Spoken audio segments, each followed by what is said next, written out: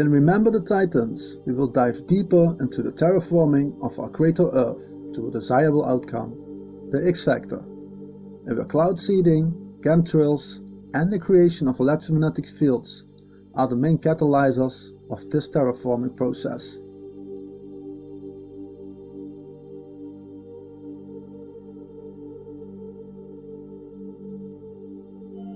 In processes like chemtrailing, it's notable to see the large-scale spraying of X-pattern trails over our skies, where the presence of heavy metals is fueling the heart-shaped X-box process of increasing receptibility of biological life systems like humans to external and artificially created electromagnetic fields within our biosphere.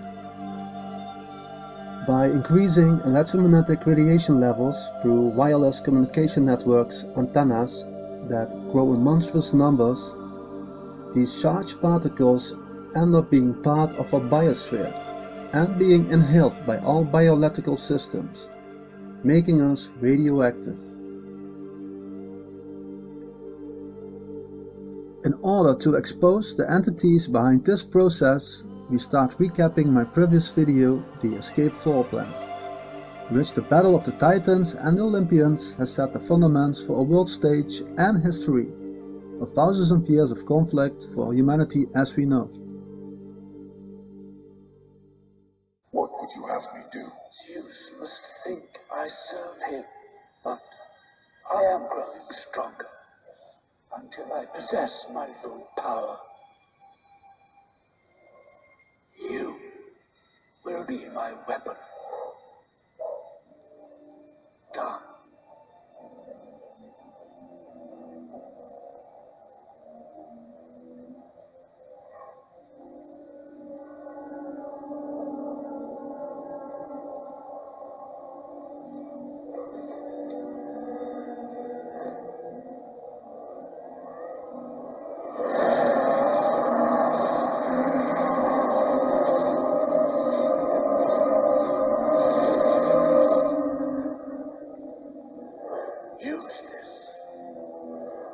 I proposed that a monad, the One, might be an energy being that resides and creates craters on the bigger Earth within our own torus field, generating consciousness through plasma discharges, and where the positive and negative poles create the yin and yang, the basic interaction for life.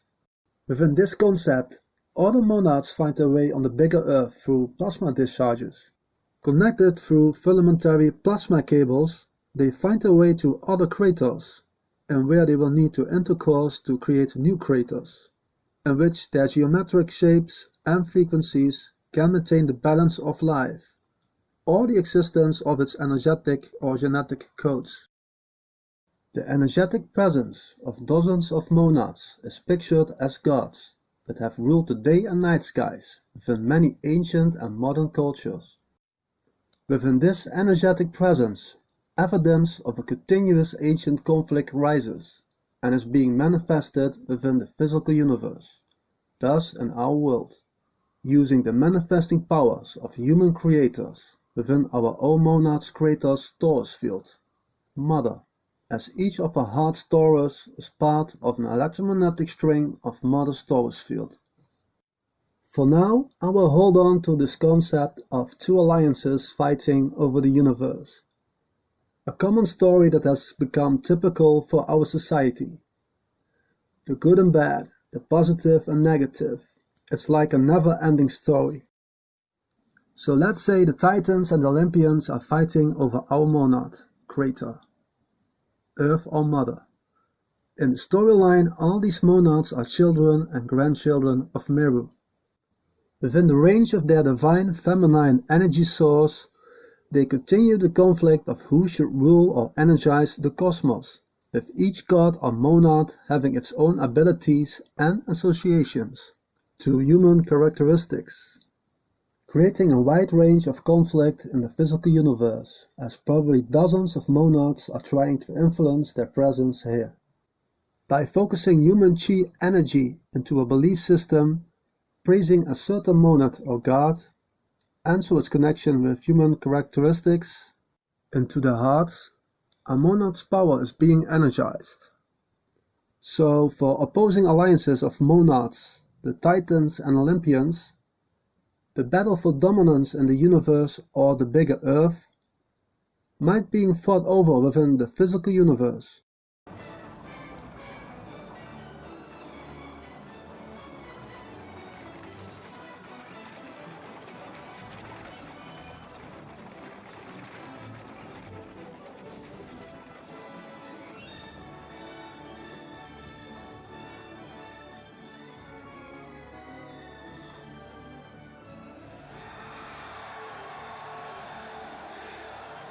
We start this analysis in a time where the Olympians were ruling and mastering the physical universe. With ancient Greek and Roman empires, the Olympians manifested their power through our chi life force, by having us honoring Zeus and its alliance of monads. And where our world probably has been shaped into energizing an electromagnetic Xbox dome within our creator, keeping the Titans imprisoned in the physical universe. At some time in the history of the Roman Empire, after adopting and implementing its belief system of praising the Olympian monads, a breach was created within Roman society when first major setbacks on the front and revolts within the empire started to emerge. Till now the Romans honored the Holy Trinity of Zeus, Juno and Minerva, in which names the largest temples were built on the Roman Capitoline Hill. In the darkest ages of the Romans, in a time when Hannibal forces purged large areas of the heart of the empire, a change in Roman belief system emerged. Referring to the Golden Age of Abundance, and so for the alleged king of the Golden Age, Saturn, Romans started making blood sacrifices to Saturn, gold for Zeus, the son who supplanted him, and silver for his wife and daughter, and iron to slay the sacrificial victims. It was a time which gave birth to the Saturnia festival, food and drinks for the gods, manifesting a vision and rise of Saturnia, energized by massive blood sacrifices.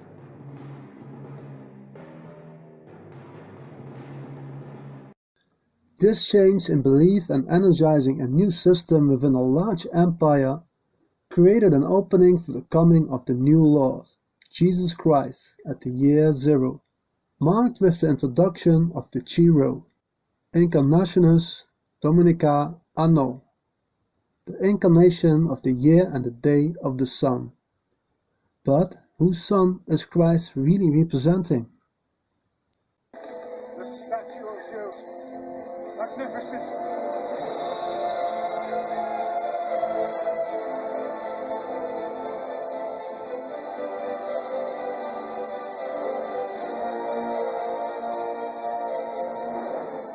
Something isn't right.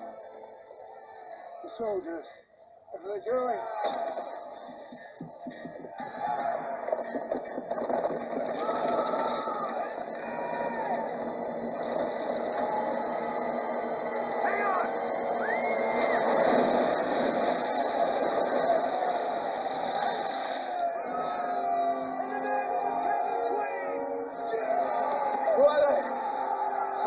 From Argos!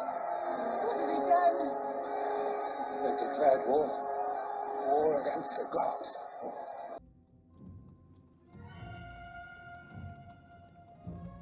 With the increasing worshipping of Saturn, the birth of Christianity propelled a revolt within the Roman Empire. In years to come, Roman emperors like Constantine and Jovian carried the Chi-Rho mark signs within their legions. Was a time in where the banners of the Chi-Rho and Jupiter met each other on the battlefield, when Roman armies fought each other in massive civil wars. 20 of ours, if they dare, and then see who are cowards. Move out of the way. No one touches Varus. I am commander of the Northern Army. Continue the punishment. I will not permit this. Withdraw, Commodus. I cannot. Nor can I. Then let the gods decide.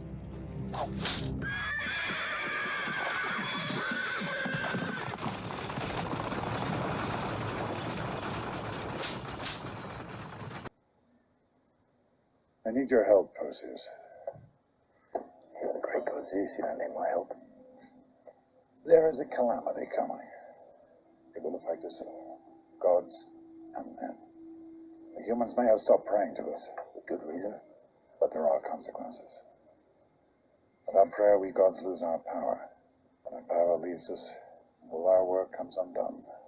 All of it.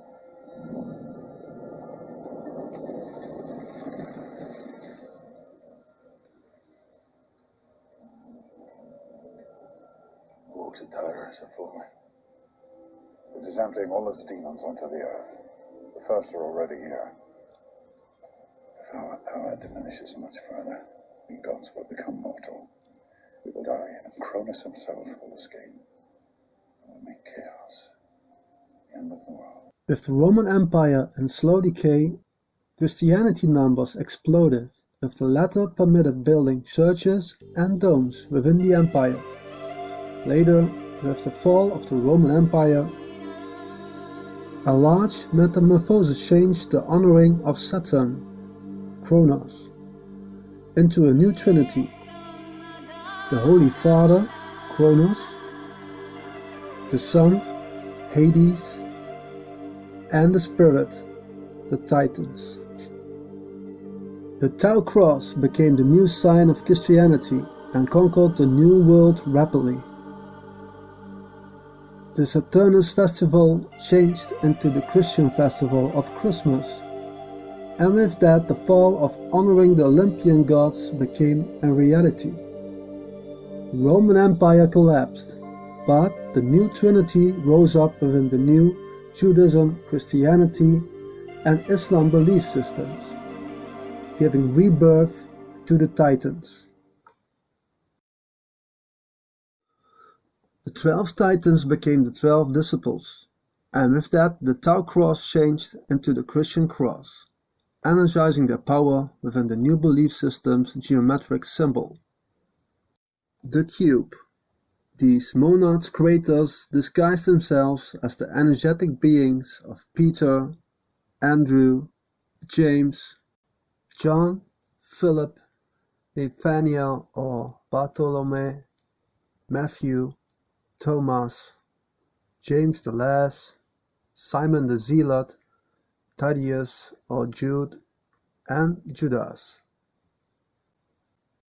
We have a look into one of them, in which I think this disciple or titan played an important role into creating or reclaiming the heart-shaped Xbox from the Olympians. The Apostle Andrew or Andreas, the missionary disciple of the first called, or the first sighted, the one who introduced the light of Jesus Christ to the people, or should we say, the projection of Hades over the people. Within the Titans, the monad of the light and observation is Hyperion, the sky wanderer, he who controls the path of the sun and the moon. Together with his brother Creus, who controls the path of the zodiac circle, these Titans energize important aspects of the heart-shaped Xbox, the Kaaba Dome. With honoring Andrew or Andreas, our soul is energizing the Kaaba Dome. So, in my videos I speak a lot of this Kaaba Dome. In this next clip, one of the Olympians, Hephaestus, claims that he and the Olympians have built Tartarus, the Kaaba heart-shaped electromagnetic Xbox, in which I think this electromagnetic cage is surrounding our physical universe within our crater. Is likely being held in the heart of Tartarus.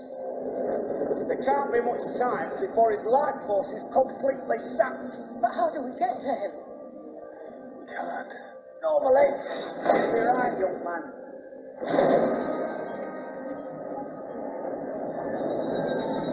But when I designed this marvel, I included a secret passage, a shortcut, if you will. You designed Tartarus. Oh, aye. And built it. Aphrodite, I could not only get you inside, I could give you a guided tour.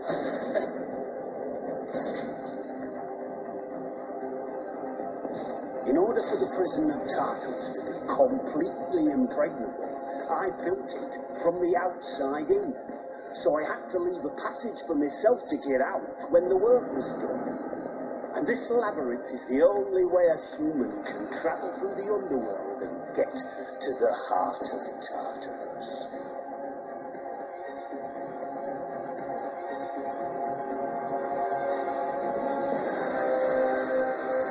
With the reincarnation of the Titans within the physical universe as the disciples of Jesus Christ, or should we say, disciples of Hades. The prosecution and crucifixion of these energy beings in our physical world have given the Titans enormous power, energizing their energetic presence within the hearts of millions of believers, using thousands of massive Trinity Dome churches, synagogues, and mosques worldwide for many centuries, while Hades is projecting the Monitor Demiurge by using the Sol and Moon energy field. This electromagnetic energy is being discharged through blue jets and red sprites, giving the Kaaba Dome its electrical charge. We, the people, are maintaining this electromagnetic prison field ourselves by following Hades' projections and manifesting these through our consciousness. The Titans probably tried to escape the Xbox by scorching the sky in the era of the Middle Ages, creating Ragnarok, in where new cities magnetized its force fields, igniting a large cataclysm, flooding our crater, and causing massive earthquakes. The Titans' first escape plan failed. For them to be successful, they probably need to conquer and reshape every heart within Meru's crater, to center the Titan Solomon force fields, as man's heart has still a strong organic attachment with Mother.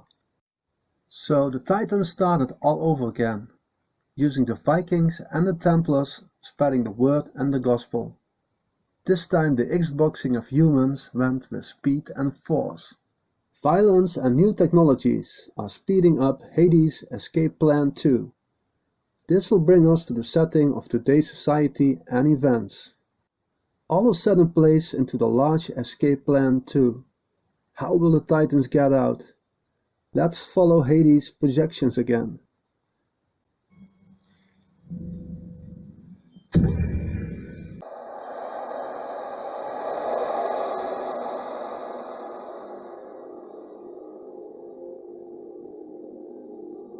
Our population has grown out of control. Our environment is in decay. Our resources have been depleted. Wars have ravaged our planet. We are fighting over the scraps of what remains.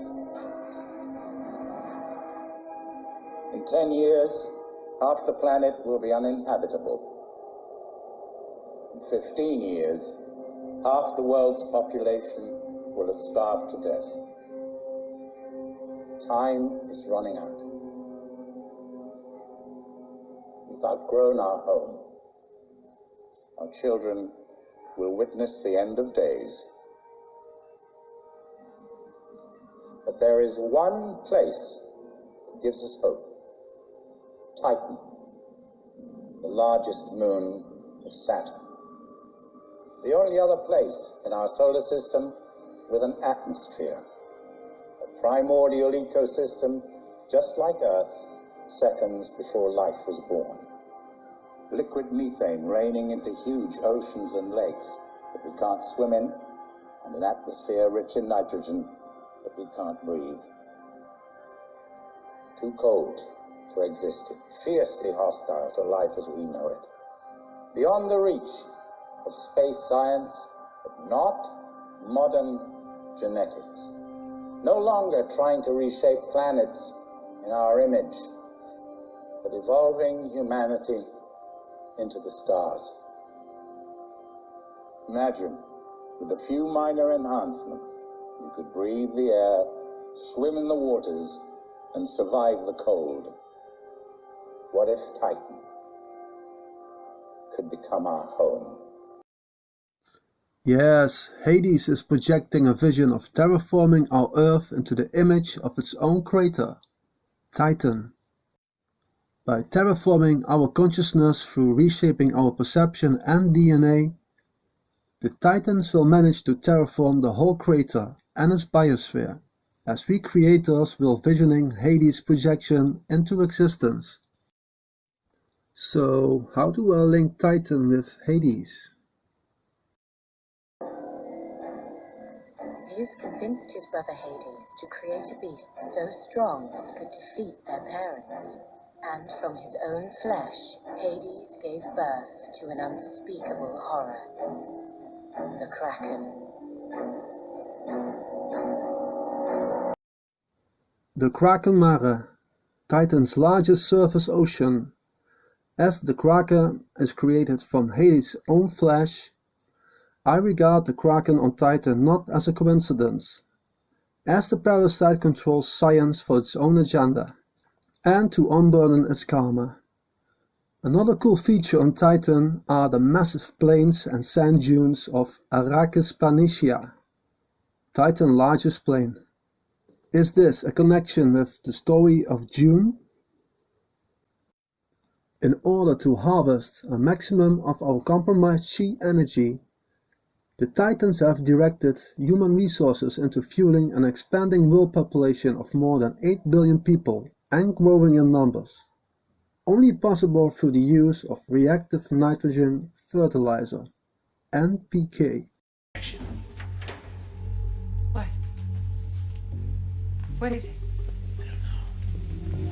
My mother has one just like it. Just a piece of modern art. No, it has some sort of meaning. Like what? I don't know. Okay, come on, let's find out whatever we can.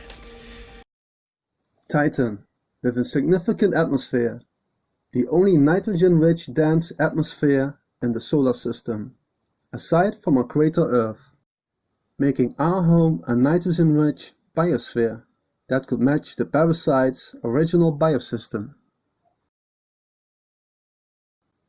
Nitrogen is indispensable for life. It is a building block for proteins and DNA. Nitrogen is one of the most important plant nutrients and the most heavily applied agricultural fertilizer. Nitrogen is common in the atmosphere, making up 78% of the air we breathe. But this atmospheric nitrogen is inert, non-reactive. It can't be used by plants. In contrast, reactive, plant-usable nitrogen is just 1 or 1,000 as abundant in the biosphere as nitrogen gases in the atmosphere. But we humans have intervened massively in the planet's nitrogen cycles, effectively tripling the quantity of nitrogen flowing through terrestrial ecosystems, with some area flows are now 10 times higher than natural levels. Natural gas is the main input for making nitrogen fertilizer. That gas provides the tremendous energy, heat, and pressure needed to split atmospheric nitrogen molecules and combine nitrogen atoms with hydrogen to make reactive compounds. The amount of energy needed to create, transport, and apply 1 ton of nitrogen fertilizer is nearly equal to 2 tons of gasoline. Nitrogen is one way that we push fossil fuel energy into the food system in order to push more food out, a system that is reaching its limits. Then you look into the effects of NPK fertilizer, which actually comes from the Second World War and the military-industrial complex trying to figure out how to keep profits going in, and they found that they could turn the elements that you use to make explosives into NPK fertilizer and then spent countless millions of dollars convincing farmers all over the world that they needed it. But now what we found is that it's not breaking down in the soil, and there is billions of tons of NPK fertilizers that have sunk down through rainfall into the rocks, and experts say if we had a period where there was enough rainfall that the NPK fertilizers trapped in the deep soil and rocks would leach into the ocean and kill the entire ocean. And all of this comes in the name of science. So we have to be very, very careful with science, as I will point out later in this presentation. The latest nitrogen crisis is compounded by the fact that nitrogen production and its use drive climate change. The production and use of nitrogen fertilizer produces large quantities of all three of the main greenhouse gases: carbon dioxide, nitrous oxide, and methane. A 2019 Science Journal article reported that actual methane emissions from fertilizer plants may be 100 times higher than previously assumed. Emissions from nitrogen fertilizer production and use make up about half of the total emissions from agriculture in many regions. It's fertilizer, not diesel fuel, that's the largest emission source on many farms. Oh my God. What? This is a chemical breakdown for BE85. It's based on the same molecular compound as your supplement. You mean a fuel additive has been keeping me alive? A methane-based fuel additive. What's this? Maybe some kind of environmental impact study. Looks like you can advance the timeline. I don't understand. All the studies said that it would burn clean, improve the air. Apparently it takes time for the emissions to catalyze in our atmosphere. They don't turn poisonous until years later. Methane is becoming the dominant element in our air. My God, it'll be unbreathable here in 30 years. And in 60, everything on this planet will be dead. Maybe not everything. With the enormous rise of emission gases, the deoxygenation of the atmosphere is increasing, mostly due to massive deforestation. All these processes indicate to a change of our atmosphere into an image of Titans, which atmosphere is made mostly of nitrogen, with a hint of methane, making Earth's biosphere far more acidic than ever before. There it is again. Maybe it does mean something.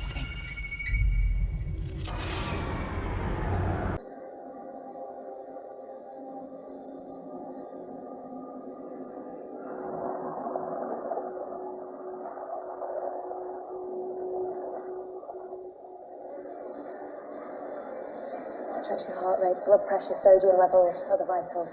A lot of monitoring from now on. And I hope you're not squeamish. I'll be giving you over 300 shots in the next few weeks. With what? Amino acid solutions, enzyme inhibitors, nucleic acid polymers.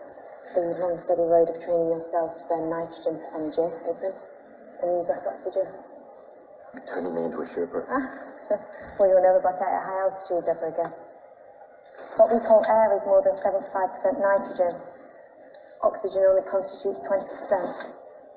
But where you're going, the nitrogen ratio of air is 90%, oxygen less than 5, so you don't need to reinvent the wheel, just go that extra 15. We are in uncharted waters, Abigail. What are we actually doing here?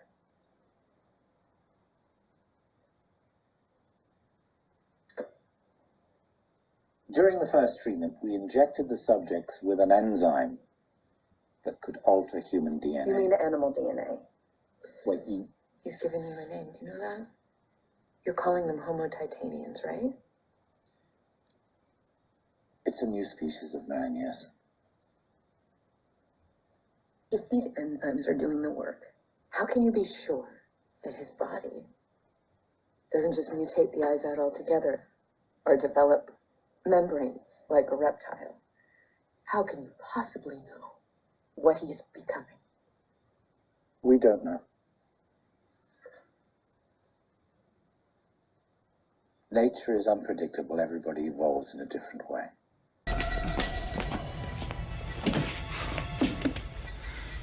Is that what I think it is? Yes. You remember? What? What is it? It's home. It's a globe of his planet. And your planet, Richard. It's called Torsha. It's not my planet. Accept it, Richard. Accept who you are. What you say is true. Why are we poisoning this planet? To terraform it for our own kind. To make the air breathable for us. In this clip, the parasite is calling its home planet torsion. In the field of solid mechanics, torsion is the twisting of an object to an applied torque. In physics and mechanics, torque is the rotational equivalent of linear force. It is also referred to as the moment of force, rotational force or turning effect, depending on the field of study. With the creation of the demiurge or monitor, the parasite created a mechanism that projects its vision onto a compromised torus field of Mother by resonating on frequency onto the Sol and Moon. The Solomon energy fields. These projections will be manifested into a reality by shaping our perception and where we are focusing our chi life force into these projections. The physical terraforming of a creator is fueled by the mental and spiritual terraforming of our mind and heart's torus field. Within our heart's torus field, we have the masculine and feminine energy points, the mother and father. These points create the Ep energy lines within our own torus field, energizing our chi force within mother's torus field.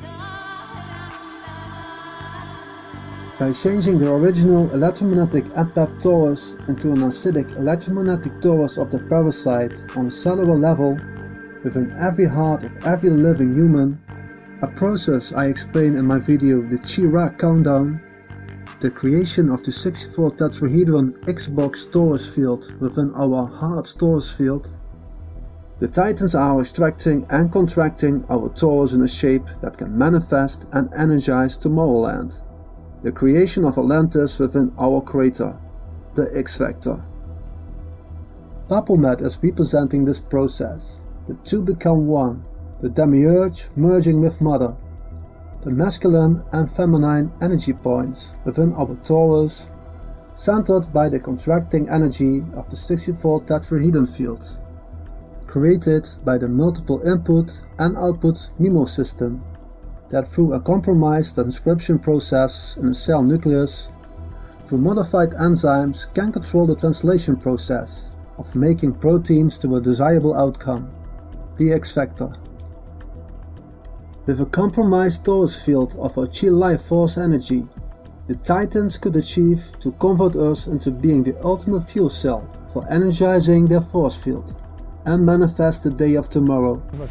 With Massive MIMO, we have the ability to surgically increase the capacity of our network in the spots where our customers most need it.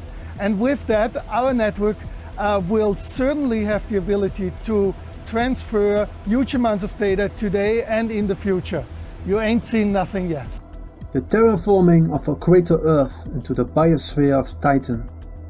With a physical and electromagnetic spiritual control of our biosphere, the Titans could manifest their escape floor plan too, able to leave the physical universe of a crater and once again challenge the cosmos. Will they succeed?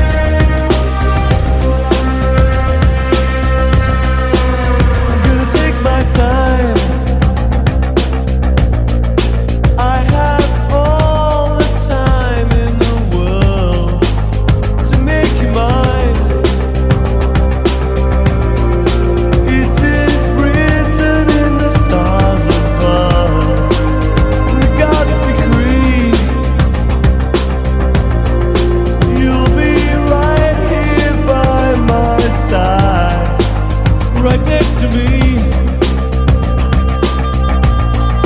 You can run, but you cannot hide. Don't say you want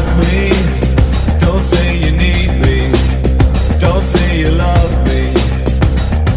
It's understood. Don't say you're happy out there without me. I know you can't be, 'cause it's no good.